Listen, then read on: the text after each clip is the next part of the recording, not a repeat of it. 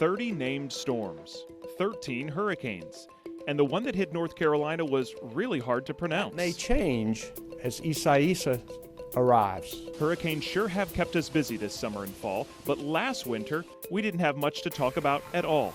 Central North Carolina only had one real snow event last winter. A storm on February 20th brought us 2.5 inches of snow, and that was it for the entire winter. But it's not like last winter was dry. We actually saw more than 13 inches of rain, which is above our average of 9.5 for the December, January, and February timeframe. It just wasn't cold enough to turn that rain to snow. This year, the Pacific Ocean will once again play a factor in our winter.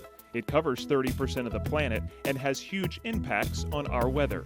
This winter, it will push us to a moderate to strong La Nina, where the Pacific waters cool. It's been around most of the year and is part of the reason we've had such a busy tropical season.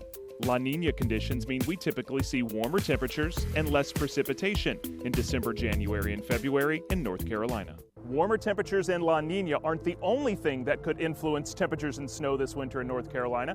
As usual, we look at autumnal snow and ice amounts in other parts of the world.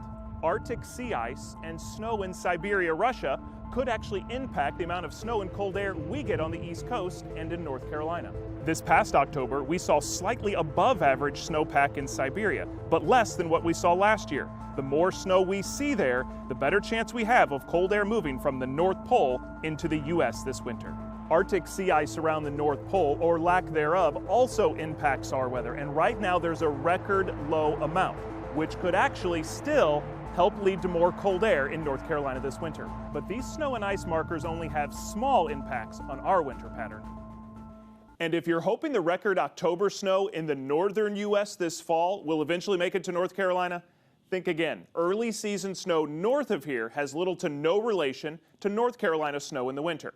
One thing you can think about, though, is our North Carolina geography. That, along with our historic temperature trends, will play a big role with our winter weather this year.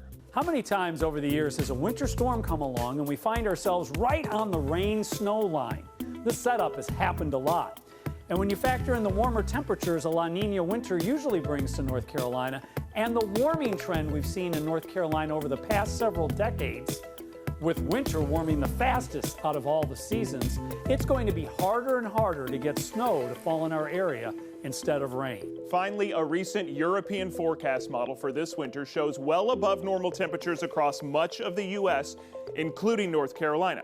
So now that we have all the ingredients for this winter's outlook, here's what we think the end result will be this winter in central North Carolina. We are likely looking at a warm winter, but not totally free from a few shots of cold air.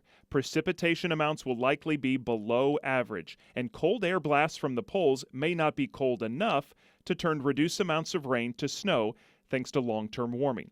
So for the snow lovers, snow MG amounts of snow look unlikely. The end result for the second year in a row will be a winter with below average snowfall amounts.